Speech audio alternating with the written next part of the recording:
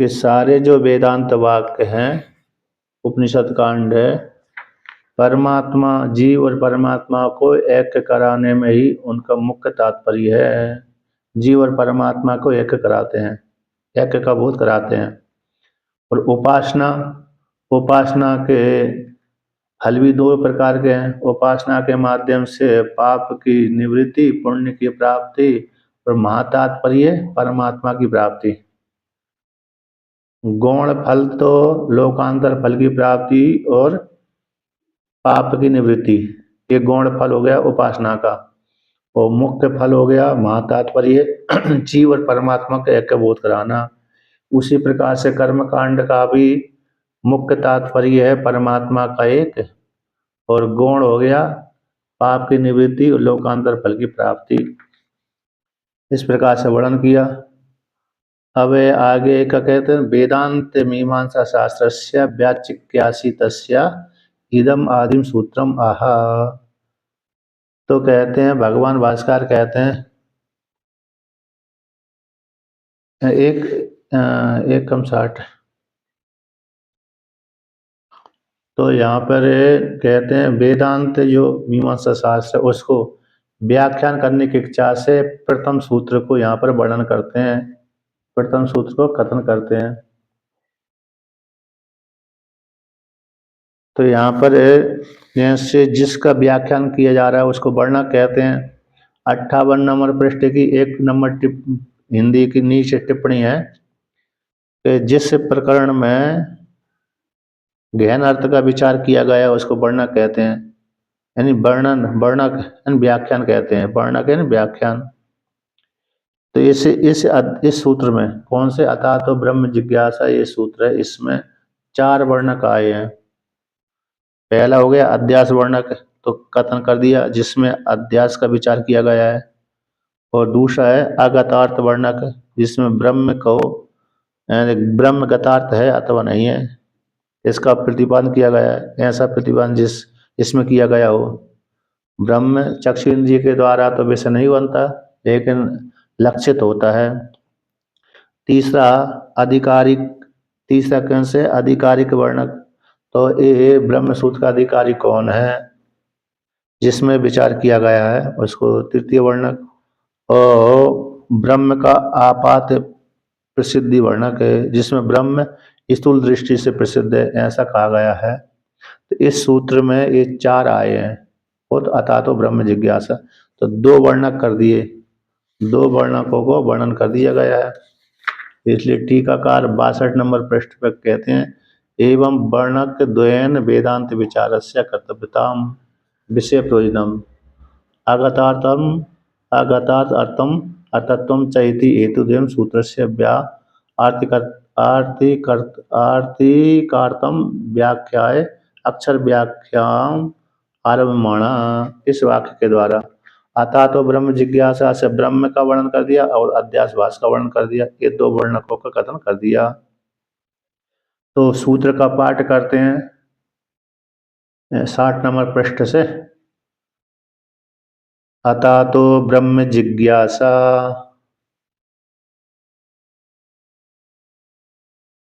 अतः तो ब्रह्म जिज्ञासा,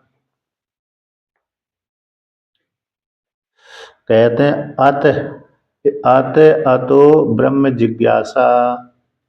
अत शब्द अलग हो गया, अतो शब्द अलग हो गया और ब्रह्म जिज्ञासा अलग हो गया, उसी में कर्तव्य पद का अध्यार हो जाता है।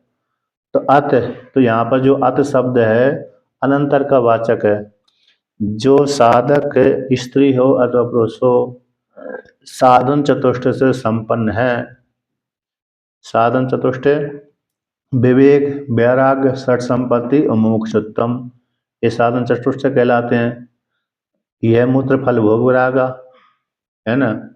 अरे नित्य नित्य वस्तु विवेका, नित्य और अनित्य का विवेक हो जाना, उसको विवेक कहते हैं। आत्मा सत्य, अनात्मा मिथ्या है। शरीर सत्य नहीं है, बल्कि शरीर को जो प्रकाशन कर रहा है वो आत्मा सत्य है। तो नित्य और अनित्य वस्तु का विवेक को विवेक कहते हैं, नित्य अनित्य वस्तु विवेका।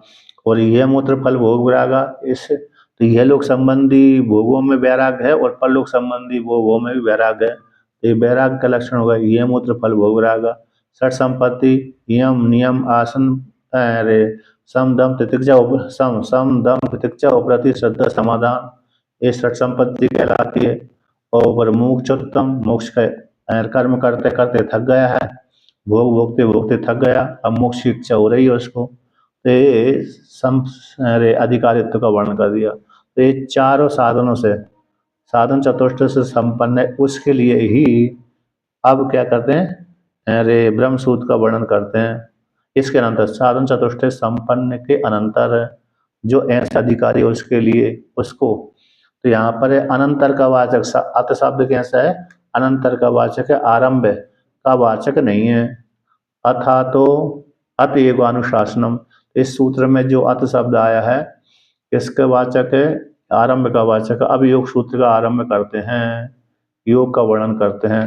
तो यहाँ पर उसी प्रकार से अत शब्द आया हो कि यहाँ पर आरंभ के वाचक नहीं है बल्कि अनंतर का वाचक है, साधन चतुष्ट संपन्न के अनंतर, है ना। इसके पश्चात अब वो ब्रह्म के अरे आत्मा को जानने का अधिकारी हो चुका है। अतो इसी हेतु से, अतो शब्द इसी हेतु से यानी कर्म फल का अनित्य होना।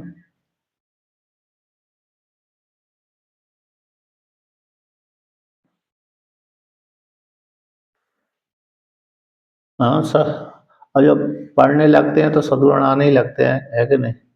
जब पढ़ने में रुचि हो जाती है, वेदांत में जब रुचि हो जाती है तो साधन चतुष्ट से संपन्न होने लगता है। अब अभ्यास करेगा तो पूरा पूरा फल प्राप्त हो जाएगा।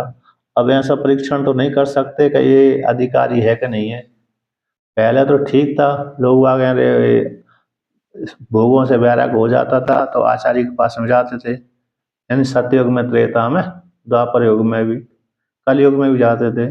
अब इतना कम हो गया ना, तो अब इसलिए पढ़ते पढ़ते अधिकारी बन जाता है वो, पढ़ते पढ़ते सुनते सुनते। अब नहीं सुनेगा तो अधिकारी बनेगा ही नहीं, तो सुनते सुनते सुनते फिर जगत से वैराग हो जाते हैं। बहुत सा देखा है मैंने, फिर भक्ति करने वाले अरे भगवान के भजन करने वाले उनके मन में वैराग हो ही जाता है, मन में विचार उत्पन्न होने लगता है कि सामान्य धन संपत्ति आदि को लेकर के, विषय वस्तु को लेकर के सुख की प्राप्ति नहीं होती, बल्कि आत्मा की प्राप्ति, भगवान के भजन करने से सुख की प्राप्ति होती है। ऐसा मन में उनके मन में विचार उत्पन्न होने लगते हैं। वो भजन करते करते, वेदांत का अरे जब पूजा पाठ करते करते करते, सेवा करते करते, वेदांत का स्वाध्याय करते करते, फिर मन में वही मेरे भाव उत्पन्न हो जाता है, तो अधिकारी बन जाता है।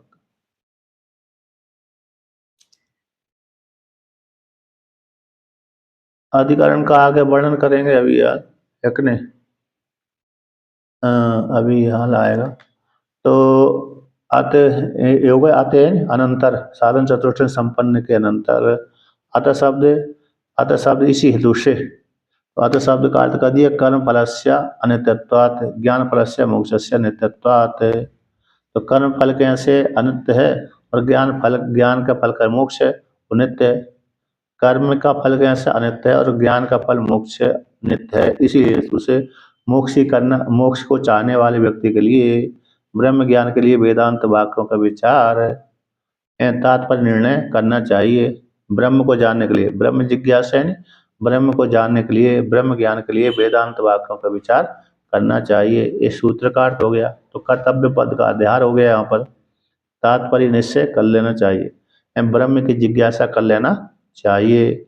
जो साधन चतुष्ट संपन्न के अनंतर मोक्ष की जो चाहना है ना, इस और आता इसी दूसरे, यानी कर्मों का फल नित्य नहीं है, बल्कि अरे जो ज्ञान का फल मोक्ष है, उसी मोक्ष को ही नित्य कहते हैं। इसलिए ब्रह्म को जानने की इच्छा कर लेना चाहिए। ब्रह्म को जानने के लिए किसके लिए, वेदांत वाक्यों का विचार कर लेना चाहिए, क्योंकि ब्रह्म को जानने के लिए साधन कौन है, उपनिषद कांड है, वेदांत वाक्य है, वेदों का अंतिम भाग।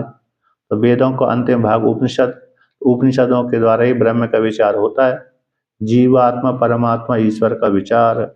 तो वेदांत वाक्यों का विचार, इन तात्पर्य निश्चय, वेदांतों का किस्म निश्चय, उस निश्चय कर लेना चाहिए। कर्तव्य पद का अध्यार हो गया। अब ऐसा कथन करने के पश्चात कहते हैं अधिकरण। तो अधिकरण आते हैं, अधिकरण। तो अधिकरण के लिए कहते हैं कि इस अधिकरण में किस विषय का प्रतिपादन किया गया है, अगले अधिकरण में किस विषय का प्रतिपादन किया गया है, इस अधिकरण में और आगे के अधिकरण में क्या क्या संगति बैठी हुई है। तो एक अधिकरण किसको कहते हैं, अधिकरण का लक्षण आता है, अधिकरण का लक्षण आता है। तो आप 9 नंबर पृष्ठ पर निकाल लीजिए, 9 नंबर पृष्ठ पे अधिकरण का लक्षण दिया है। एक अधिकरण में 5 अवयव होते हैं, विषयों, 9 नंबर पृष्ठ पे, यानी इसमें जो भोले बाबा की टीका है उसी में।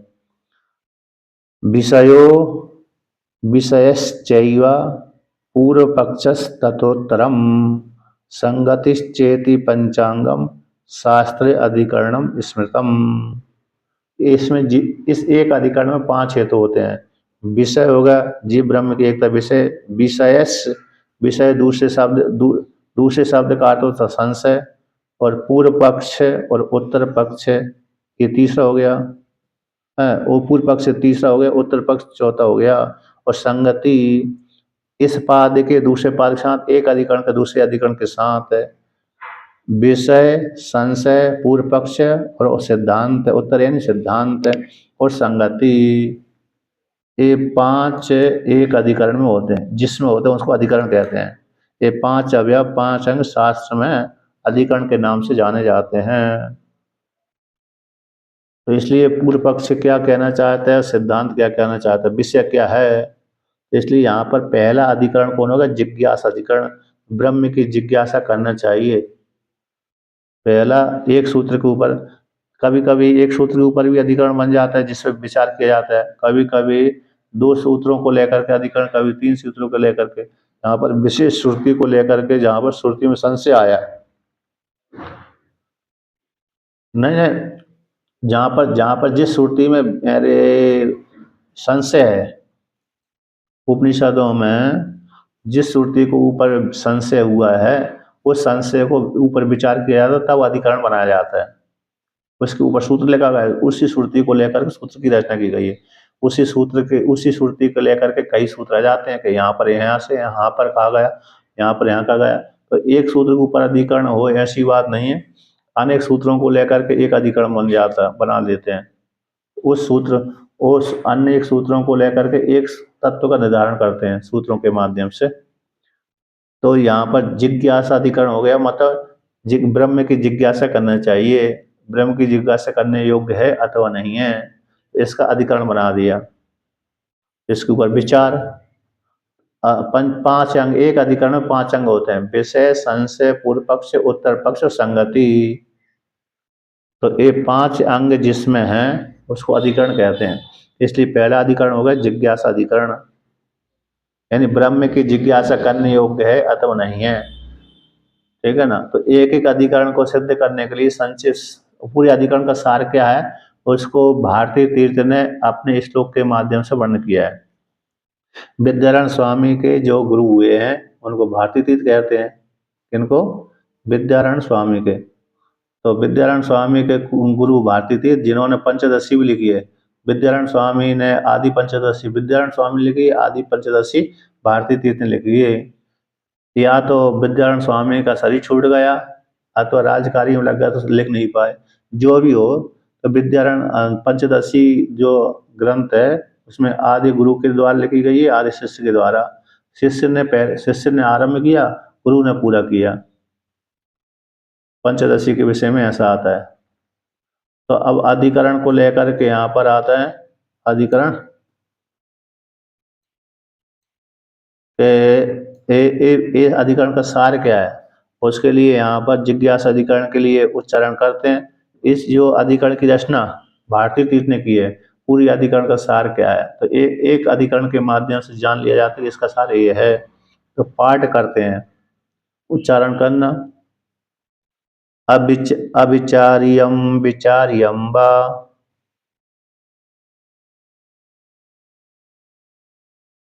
ब्रह्माध्यासा निरूपणात्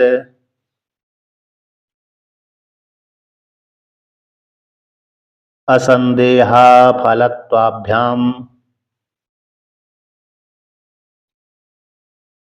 न विचारम तदर्हति अध्यासो हम बुद्धि सिद्धो संगम ब्रह्म श्रुतिरितम संदेहान मुक्ति भावाच्च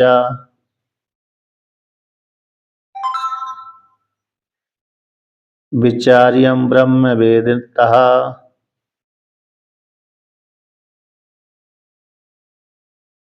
तो यहाँ पर वर्णन करते हैं कि ये जिज्ञासा अधिकरण है, तो इसमें विषय, संशय और उत्तर पक्ष। तो पहले पहले में आता है विषय, है ना, विषय आ जाता है और संदेह आ जाता है। पहले पाद में विषय और संशय, और तीसरे पाद में पूर्व पक्ष आ जाता है, चौथे पाद में सिद्धांत आ जाता है और उसका फल आ जाता है, संगति आ जाती है। तो पहला अधिकरण है, तो इसलिए पहला अधिकरण होने आने से इसमें संगति की अपेक्षा नहीं है। पहले अधिकरण में संगति, दूसरे अधिकरण में तो संगति की अपेक्षा बन जाती है, लेकिन पहले अधिकरण में संगति की अपेक्षा नहीं बनती, नहीं, जरूरत नहीं है। तो यहाँ पर कहते हैं कि ब्रह्म, इसका विषय कौन है? जीव ब्रह्म की एकता। तो जो अतः तो ब्रह्म जिज्ञासा में जो ब्रह्म है, तो ब्रह्म विचारक शास्त्र, ब्रह्म को विचार करने वाला शास्त्र आरंभ करने के योग्य है अथवा नहीं है। ब्रह्म को विचार करने वाला जो शास्त्र है, ब्रह्म सूत्र है ना, उसके ऊपर विचार करना चाहिए अथवा नहीं चाहिए। विचार्यम व अविचार्यम व, यानी ब्रह्म में विचार करने योग्य है, ब्रह्म का प्रतिपादन जहाँ पर किया जा रहा है जिस शास्त्र ब्रह्म सूत्र में, ऐसा ब्रह्म विचार करने के योग्य है अथवा अविचार्यम। तो विचारम व, विचारम विचार करने के योग्य है, अथवा अविचार्यम विचार करने के योग्य नहीं है।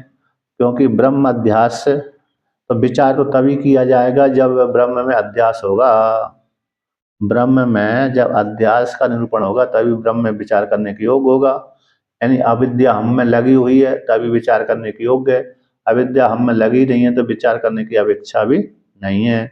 तो ब्रह्म में अध्यास का निरूपण न होने से, ब्रह्म अध्यास का निरूपण न होने से, तो यहाँ पर कहते हैं अर्थात यहाँ पर ब्रह्म विचार करने, यहाँ पर है ब्रह्म विचार करने के योग्य है अथवा नहीं है। तो कहते हैं निरूपण तभी करेंगे जब ब्रह्म में अविद्या लगी हुई। तो कहते हैं ब्रह्म अध्यास का निरूपण न होने से ब्रह्म विचार करने के योग्य नहीं है। ये पूर्व पक्ष था। संदेह हो गया विषय जीव ब्रह्म की एकता, ब्रह्म विचार करने को, तो विकल्प कर दिया ब्रह्म विचार करने के योग्य है अथवा नहीं है। अविचार्यम ब्रह्म विचार करने के योग्य नहीं है, विचार्यम व ब्रह्म विचार करने के योग्य है। ऐसा संदेह की प्राप्ति हो जाने पर, अविचार्यम विचार्यम व इस वाक्य के द्वारा संदेह की प्राप्ति हो गई। तो पूर्व पक्ष कहता है कि ब्रह्म अध्यास अनुरूपणात्, तो ब्रह्म में अध्यास हुआ ही नहीं है, ब्रह्म में अविद्या लगी नहीं है, अविद्या कारण ब्रह्म अपने को कर्ता भोक्ता मानता ही नहीं है। तो ब्रह्म में अध्यास का निरूपण न होने से तो ब्रह्म का निरूपण नहीं किया जा सकता, अर्थात विचार नहीं किया जा सकता। तो विचार करने के लिए जो वेदांत वाक्य आए थे उनकी अपेक्षा नहीं है। तो कहते हैं इस प्रकार से संदेह और असंदेह अफलत्वम भ्या, तो कहते हैं संदेह न होने से, असंदेह वाला होने से, संदेह न होने से और फल वाला न होने से ब्रह्म के विचार में कोई फल नहीं है और संदेह भी नहीं है, इसलिए न विचारम तदहर्ति। तो ये वेदांत शास्त्र उपनिषद कांड ब्रह्म सूत्र विचार करने की योग्य नहीं है। इसलिए विचार करने के योग्य नहीं तो ब्रह्म सूत्र के ऊपर रचना नहीं करना चाहिए, ब्रह्म सूत्र को नहीं लिखना चाहिए। अथवा भगवान भास्कर ने लिख दिया तो भगवान वेद व्यास भगवान ने ब्रह्म सूत्र की रचना कर दी तो उसके ऊपर भाष्य भी नहीं लिखना चाहिए। संदेह न होने से, ब्रह्म के विषय में संदेह न होने से और विचार करने से कोई फल की प्राप्ति न होने से इसी ब्रह्म विचार करने के योग्य नहीं है, ऐसा पूर्व पक्षी सिद्ध हो गया। तो ब्रह्म विचार के योग्य, ब्रह्म विचार करने के योग्य नहीं है, इसी शास्त्र का आरंभ भी नहीं करना चाहिए। ब्रह्म सूत्र की रचना भी नहीं करना चाहिए, अतः ब्रह्म सूत्र के ऊपर भाष्य भी नहीं लिखना चाहिए। इस प्रकार से पूर्व पक्ष, यहाँ तक पूर्व पक्ष हो गया। तो ब्रह्म विचार करने के योग्य है अथवा नहीं हो, ये संशय हो गया। तो पूर्व पक्षी निगमन कर दिया कि ब्रह्म में अध्यास न होने से ब्रह्म का निरूपण नहीं किया जा सकता, और संदेह न होने, ब्रह्म के विषय में संदेह नहीं होने से और विचार करने से कोई फल ना निकलने के कारण तो विचार नहीं करना चाहिए, विचार के लिए शास्त्र का आरंभ नहीं करना चाहिए। ऐसा पूर्व पक्षी के द्वारा सिद्ध हो जाने पर यहाँ पर कहते हैं अध्यास का निरूपण पूर्व पक्ष में परस्पर विरुद्ध स्वभाव वाले देह में, इंद्रिय आदि में, आत्मा में परस्पर अध्यास नहीं बन सकता, है ना। ब्रह्म तो ब्रह्म है ही है, असंग कूटस्थ है, उसमें अध्यास कैसे बन सकता है? तब अध्यास बन ही नहीं सकता, तो फिर कैसे संदेह की प्राप्ति होगी? तो और व्यक्ति अपने आप तो जानता ही है कि मैं ब्रह्म में हूँ, जीवात्मा अपने आप को जानते हैं कि मैं हूँ, तो मैं हूँ, तो ये ऐसा निश्चय हो जाने पर मुक्ति भी नहीं देखी जा सकती है, इसलिए शास्त्र आरंभ नहीं किया जा सकता। ऐसी प्राप्ति हो जाने पर, ऐसा पूर्व पक्ष के द्वारा प्राप्त हो जाने पर, तो कहते हैं सिद्धांति कहता है अध्यासो के अध्यास होता है कहाँ पर? शरीर में, बुद्धि, शरीर आदि में अध्यास होता है।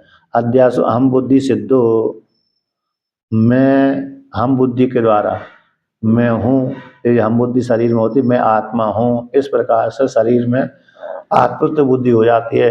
आत्मा तो आत्मा है ही है, आत्मा तो आत्मत्व की होगी, लेकिन शरीर में भी आत्मत्व बुद्धि हो जाती है, इसलिए आत्मा में अध्यास बन जाता है ब्रह्म। और श्रुति में कहा गया है असंग ब्रह्म श्रुति तम, और श्रुति में तो ब्रह्म को असंग रूप से निरूपण किया गया है। श्रुति में ब्रह्म को असंग रूप से निरूपण किया गया है, किंतु वही अध्यास को लेकर के जीवात्मा शरीर में आत्मत्व बुद्धि कर लेता है और आत्मा में प्रसन्नत्व बुद्धि आदि कर लेता है। इस प्रकार से ये अध्यास बन गया, तो जीवात्मा ने अपने को कर्ता भोक्ता मान लिया, सुखी दुखी मान लिया। जीव रूप जो परमात्मा है उसने अध्यास के कारण ही अपने को सुखी दुखी कर्ता भोक्ता माना है। हम बुद्धि के कारण आत्मा में अध्यास हो जाता है, इसी शरीर आदि में भी आत्मत्व बुद्धि देखी जाती है, और शरीर आदि में ही कर्ता भोक्ता आदि को बुद्धि को लेकर, अंतःकरण के धर्मों को लेकर के आत्मा में ऐसे आरोप हो जाता है कि मैं करता हूँ भोगता हूँ, इसलिए अध्यास सिद्ध हो जाने के कारण। और श्रुति में तो आत्मा को ब्रह्म को असंग कहा गया है, इसलिए संदेह की प्राप्ति हो जाने से आत्मा को लेकर के, किसको लेकर के? आत्मा को, कि स्थूल शरीर आत्मा है कि सूक्ष्म शरीर आत्मा है कि परमात्मा आत्मा है। और कहते हैं स्थूल फिर मुक्ति भी होती है, तो विचार करने से जीव और परमात्मा का, जीवात्मा और परमात्मा के विचार करने से, आत्मा और अनात्मा के विचार करने से मुक्ति की प्राप्ति होती है, मुक्ति की भी प्राप्ति हो जाती। जहाँ पर संदेह होता है वहाँ पर विचार करने से मुक्ति भी सिद्ध हो जाती है, निवृत्ति हो जाती है। तो संदेह होने से और मुक्ति की प्राप्ति होने से कहते हैं वेद से ब्रह्म विचार्यम, मोक्षों के लिए ब्रह्म ज्ञान के द्वारा मुक्ति की प्राप्ति हो जाती है। तो मोक्षों के लिए वेदांत वाक्य का, ब्रह्म को लेकर के वेदांत वाक्यों का विचार कर लेना चाहिए, है ना। किसके लिए? तो मुक्ति की प्राप्ति होने से, संदेह की प्राप्ति हो जाने से और मुक्ति का विभाव हो जाने से, तो मोक्षों के लिए वेदांत वाक्यों के ऊपर विचार कर लेना चाहिए, इसी ब्रह्म की जिज्ञासा कर लेना चाहिए। इस प्रकार से वर्णन किया, यानी वेदांत वाक्यों के तात्पर्य का निर्णय करने वाला प्रस्तुत जो शास्त्र है उसको आरंभ करने योग्य है। यानी ब्रह्म ज्ञान के लिए वेदांत वाक्यों का, उपनिषद कांड का विचार कर लेना चाहिए। तो किसके माध्यम से उपनिषदों का विचार करना चाहिए? तो ब्रह्म सूत्र के माध्यम से, वेदांत वाक्यों का ब्रह्म सूत्र के माध्यम से विचार कर लेना चाहिए। किसके लिए? मोक्षों के लिए।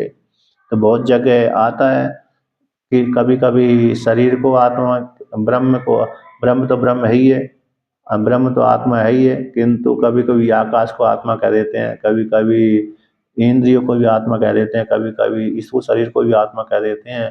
तो वहाँ पर संशय हो जाता है कि कौन स्थूल शरीर आत्मा है कि इंद्रिय आत्मा है कि आकाश आत्मा है कि प्राण आत्मा है।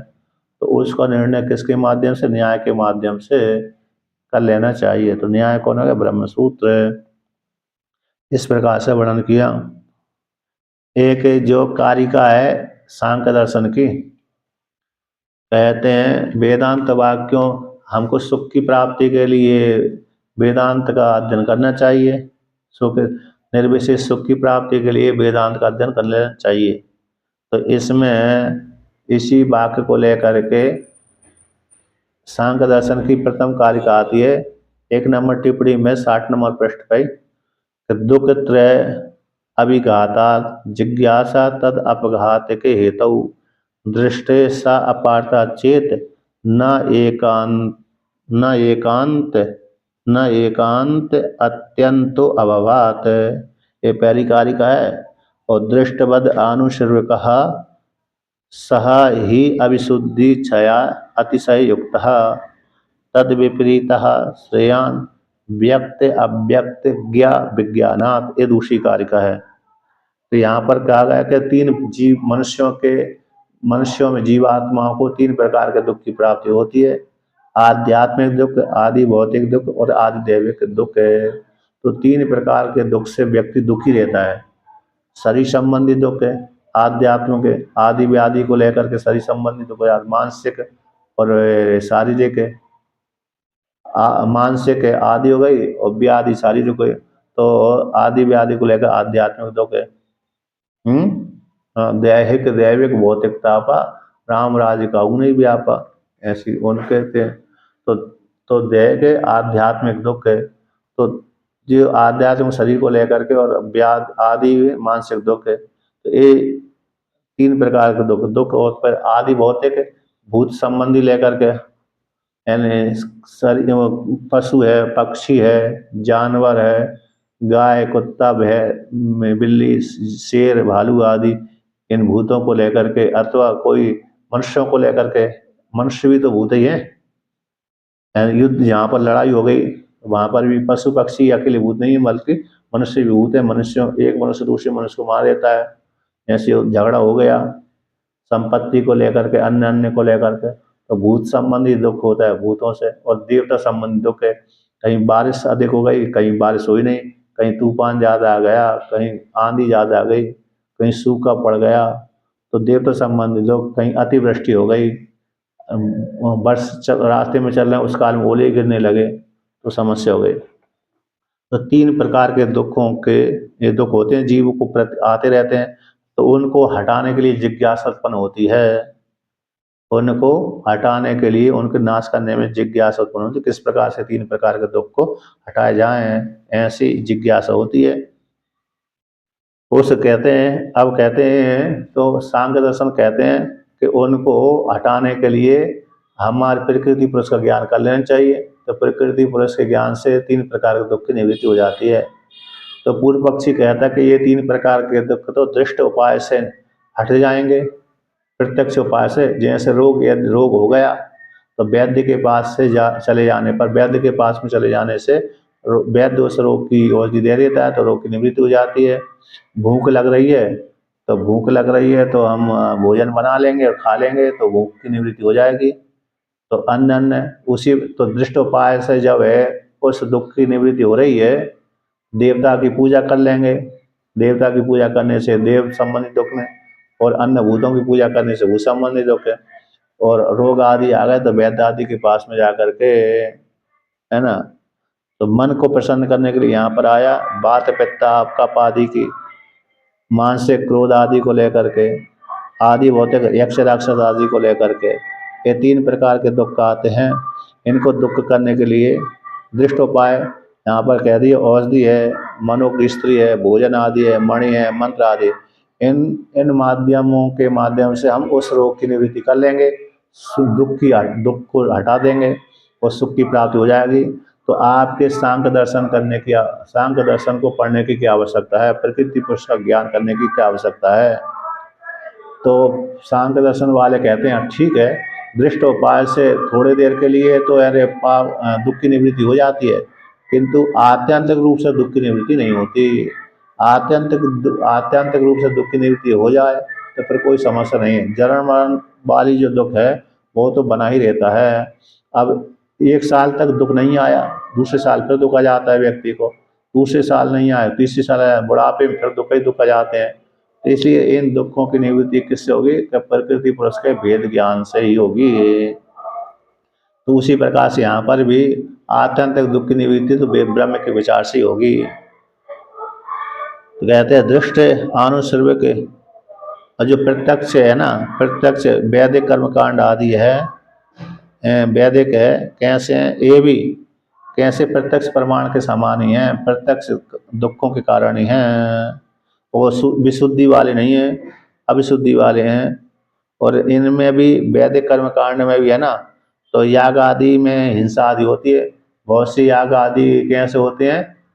हिंसा वाले होते हैं। जैसे अग्निहोत्र कर्म में तो हिंसा वाला नहीं होता, लेकिन जो कुछ याग, पशु याग होते हैं, राजसूय यज्ञ होता है, वैष्णव याग होता है, अन्य याग जो बड़े बड़े याग, अश्वमेध यज्ञ होता है, इसमें पशु की हिंसा दी जाती है। बिना पशु के हिंसा याग नहीं होते। तो इन याग भी कैसे होते हैं? वैदिक याग भी अरे किसके समान है? हिंसा वाले हैं, और प्रत्यक्ष उपाय के समान हैं।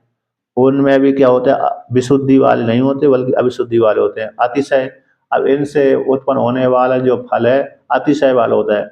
कुछ कर्मकांड स्वर्ग फल को देने वाले हैं, कुछ कर्मकांड ब्रह्मलोक फल को देने वाले हैं, कुछ कर्मकांड दूसरे लोग को देने वाले हैं। अतिशय भी होते हैं, कुछ क्षय वाले भी होते हैं। क्षीण पुण्य मर्त लोकम विशंति।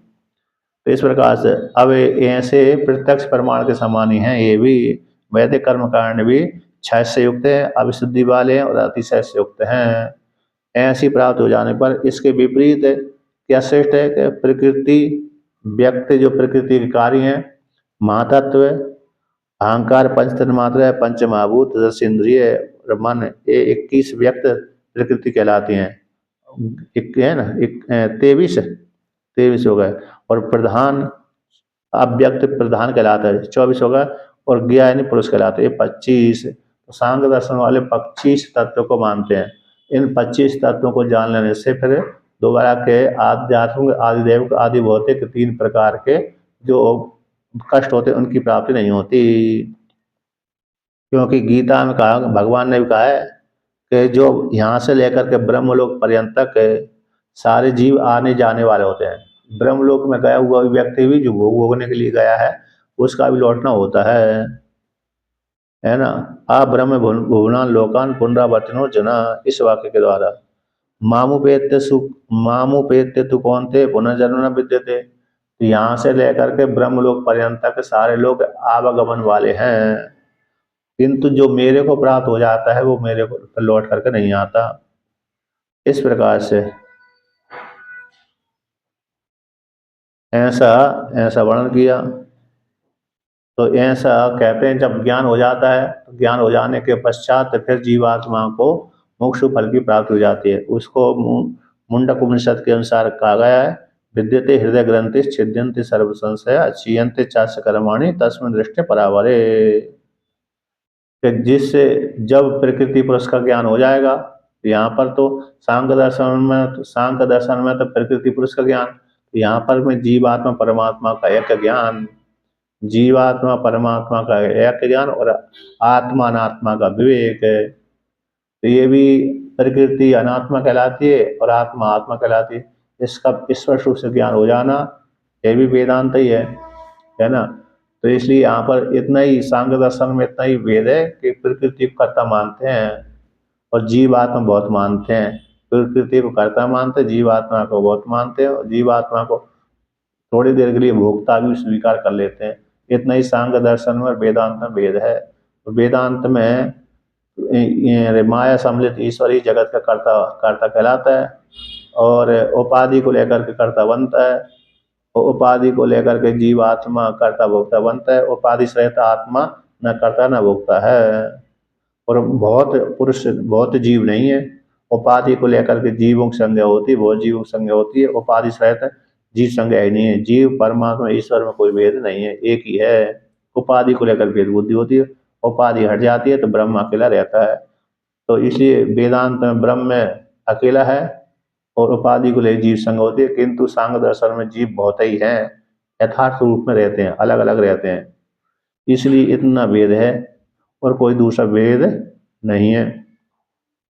इसलिए ऐसा इस ब्रह्म को जाने, जीव परमात्मा को एक जानने से हृदय की जो ग्रंथियां कामना है वो नष्ट हो जाती हैं और संशय की निवृत्ति हो जाती है कि मैं मरने के बाद मेरा क्या होगा, मैं जन्म मरण के पास जन्मूंगा तो क्या होगा, मरूंगा तो क्या होगा, अब जन्म मरण के पश्चात मेरा क्या होगा, ये जो संशय था, मैं किस किस लोक को जाऊंगा, ये संशय भी निवृत्ति हो जाती है।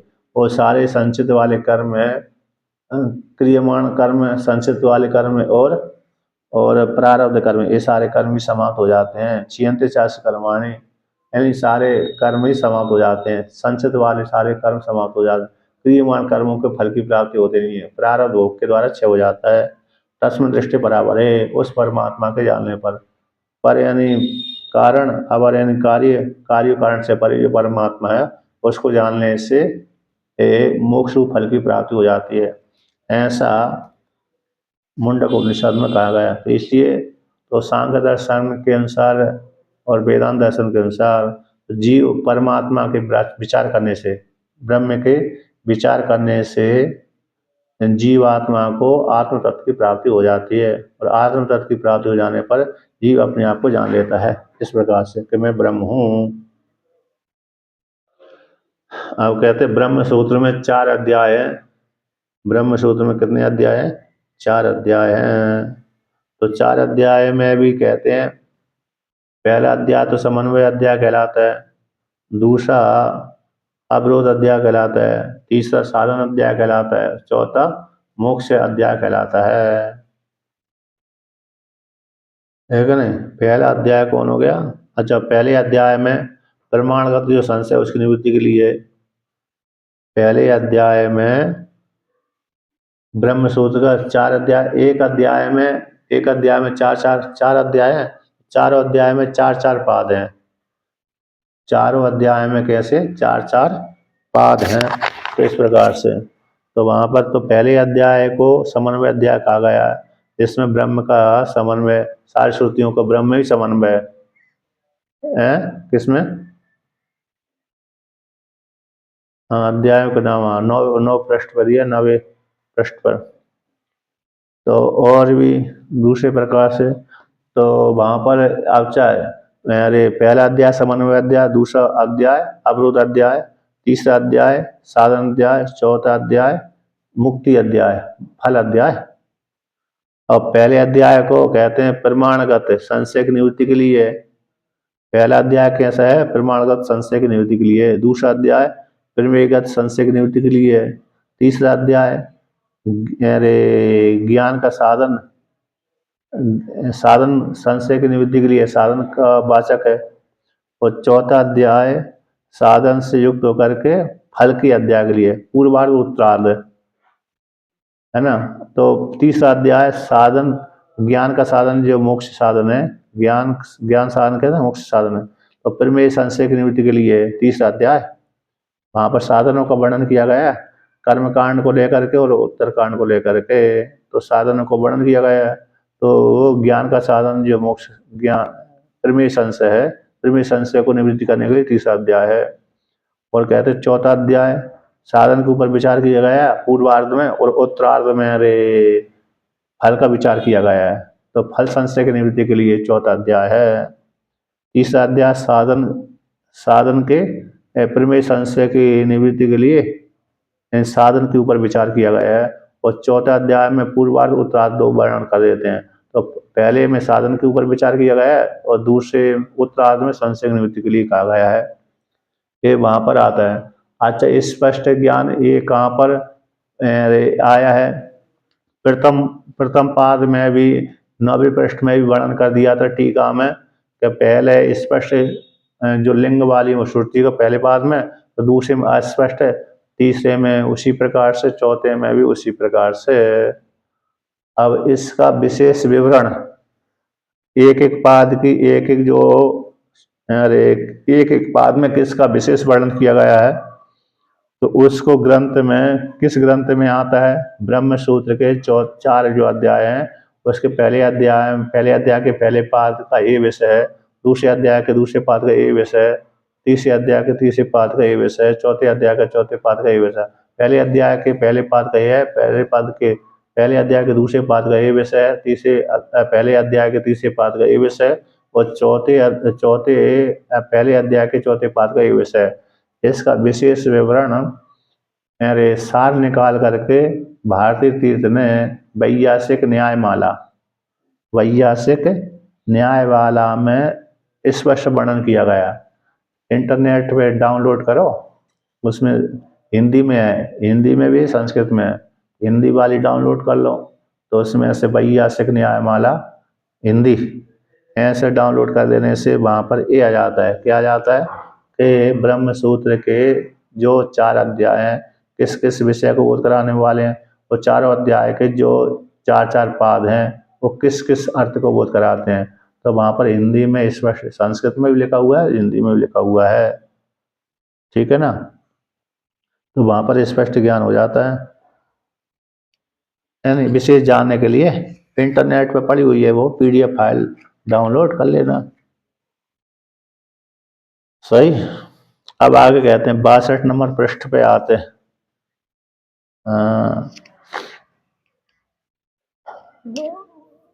हाँ मेरे पास में भी है, मैंने भी डाउनलोड किया है, मैं भेज दूँ, ठीक है मैं भेज दूंगा। हाँ भक्ति प्रभाकर भी भेज दूंगा। तो देखिए अब कहते हैं 60 नंबर पृष्ठ पे, 62 नंबर पृष्ठ पे अत्र, तो कहते हैं टीका में, भाष्य रत्न प्रभा की टीका में, एवं वर्णक द्वयन, इस प्रकार से वर्णक द्वय के द्वारा, यानी अब ये तो भाष्य मुँह यारे सूत्र का पाठ है और अधिकरण का पाठ ही अकेला पढ़ते हैं। अब ये तो भाष्य है, अब भाष्य गद्य है, वो तो पूरा गद्य है, इस पे तो अब विचार आता है। तो क्योंकि अध्यास भाष्य में भी नहीं पढ़ते ना, पढ़ा ही नहीं था, तो सूत्र का पाठ कर, सूत्र और अधिकरण 2 का ही पाठ करते हैं।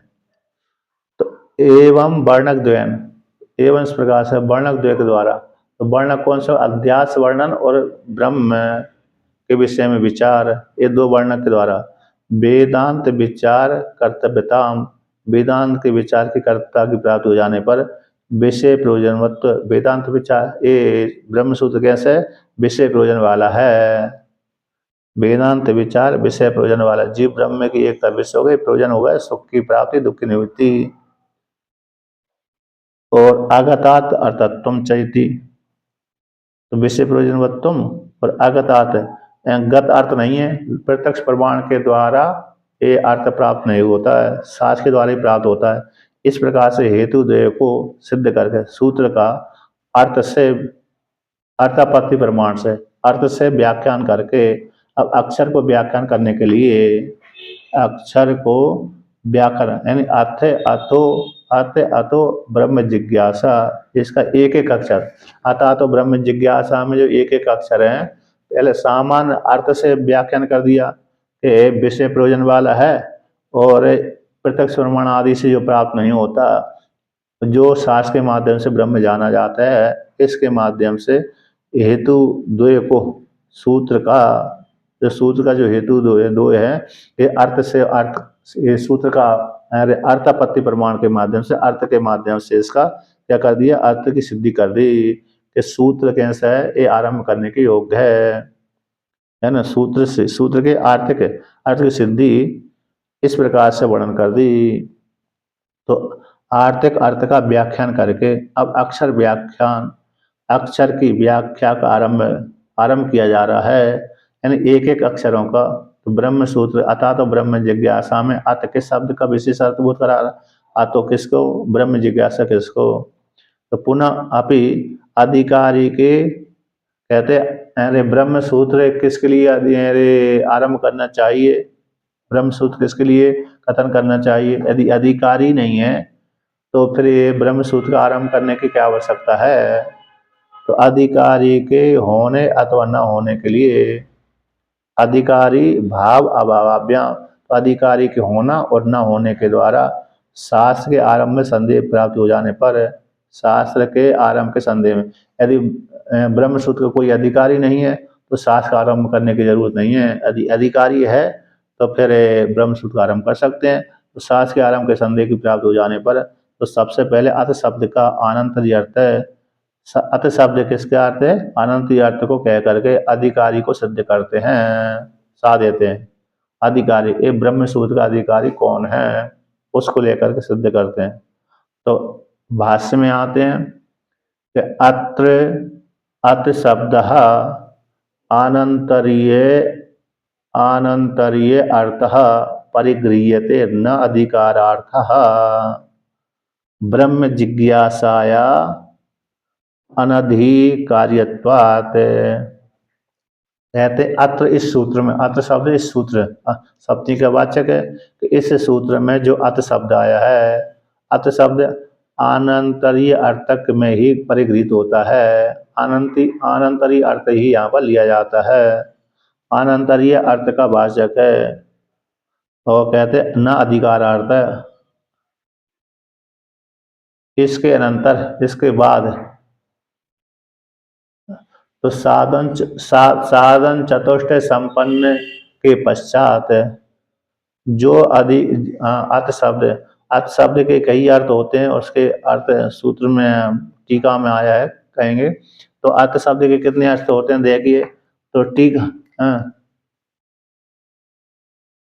कई अर्थ, इतने अर्थ होते हैं अत शब्द के। तो टीका में यह है। तो एक दो तीन चार पांचवी पंक्ति है, चौथी बीच पांचवी पंक्ति, नीचे से ऊपर से चौथी, एक दो तीन चौथी पंक्ति।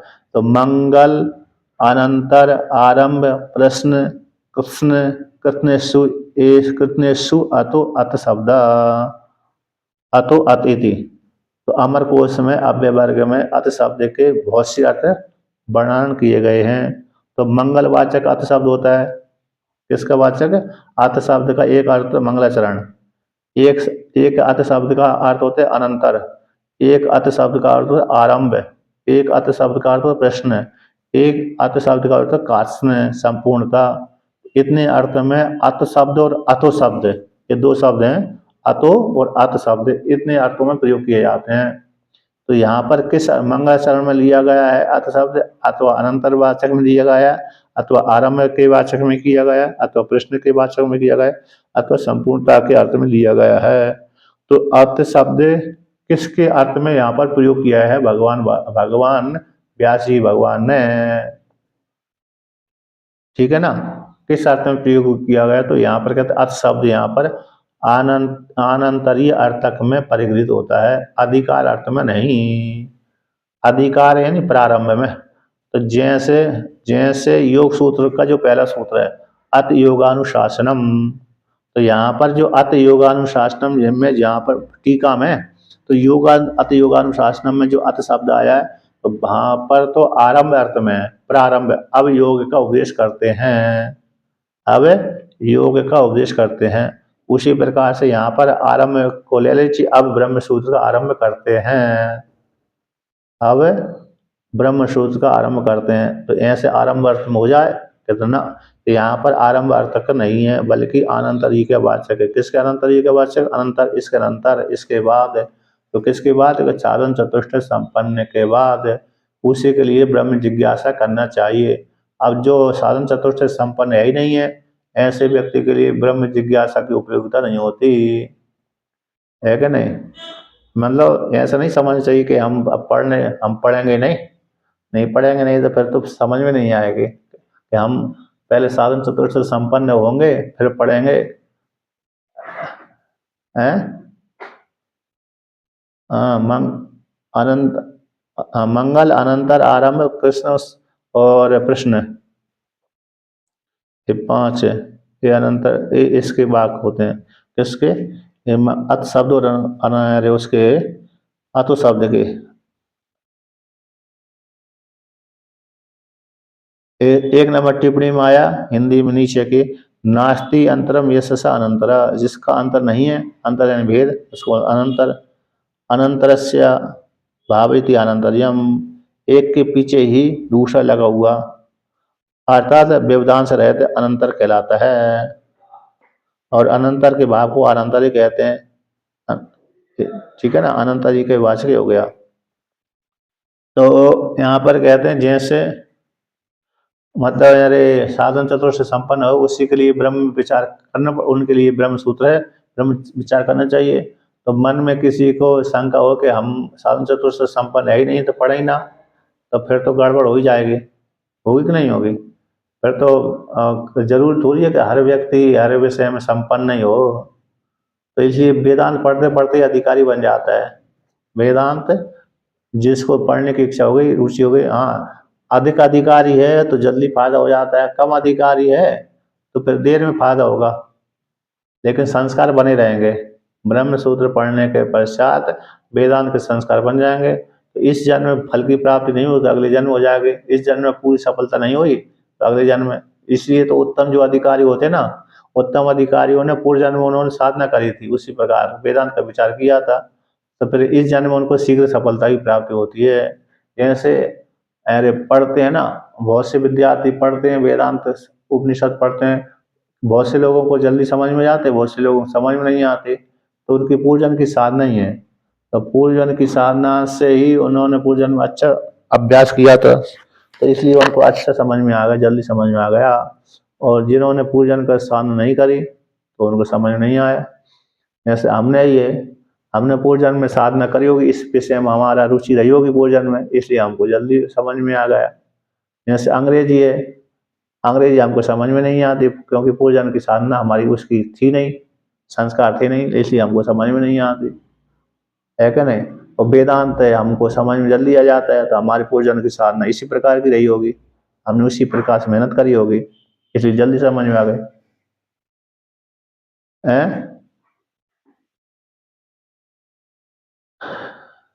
व्याकरण सरल रहती है, व्याकरण कठिन नहीं रहती, पढ़ाती नहीं है सरकार ना, पहले शुरू से ही पढ़ा है तो बहुत सरल है, सबसे सरल है। यदि शुरू से ही बालक बालिका को सरकार पढ़ाना चालू कर देना तो उनके लिए बहुत सरल है, बहुत फायदेमंद है। लेकिन हाँ और क्या, और संस्कृत से शुद्ध उच्चारण होता है, संस्कृत जिसने पढ़ लिया उसको शुद्ध उच्चारण, कभी कभी शुद्ध उच्चारण भाषा के अनुसार हो जाता है व्यक्ति को, जहाँ के भाषा वाले हैं वहाँ को उसी प्रकार शब्द निकलते हैं, लेकिन संस्कृत जो जिसने पढ़ लिया फिर शुद्ध उच्चारण करने की कोशिश करता है वो। तो यहाँ पर इसलिए अत शब्द किसका वाचक है, अनंत जी का वाचक है। इसके अनंतर साधन चतुष्ट संबंध के अनंतर, इसलिए अति योगानुशासन में जो अत शब्द आया है वह तो यहाँ पर कैसे आरंभ अर्थक है, अब योग का आरंभ करते हैं, तो योग शास्त्र का आरंभ है। जैसे अत शब्द आरंभ आरंभ का वाचक होता है, वहां पर आरंभ के लिए आएगा, कहाँ पर अत योगानुशासन में जो अत शब्द आया आरंभ आरंभ अर्थक है, अब योग का आरंभ करते हैं, तो योग शास्त्र के आरंभ आरंभ किया जाता है। तो यहाँ पर जिस प्रकार से अत शब्द का आरंभ अर्थ ग्रहण किया गया है उसी प्रकार से यहाँ पर ब्रह्म सूत्र में अथा तो ब्रह्म जिज्ञासा में जो अत शब्द आया है आरंभ अर्थक क्यों ना लिया जाए, ऐसा पूर्व पक्षी का प्रश्न है। तो सिद्धांति उत्तर देते न अधिकार अर्थ, तो यहाँ पर न शब्द के द्वारा खंडन कर दिया, अधिकार अर्थ में यहाँ पर नहीं है, बल्कि यहाँ तो अनंतरीय अर्थ में ही अत शब्द का प्रयोग किया भगवान व्यास जी ने। और अत शब्द मंगलचरण का वाचक होता, कहते लिखने आदि से नहीं बल्कि उच्चारण करने से श्रवण करने से मंगलचरण हो जाता है। किसके, श्रवण करने से और सुनने से मंगलचरण हो जाता है।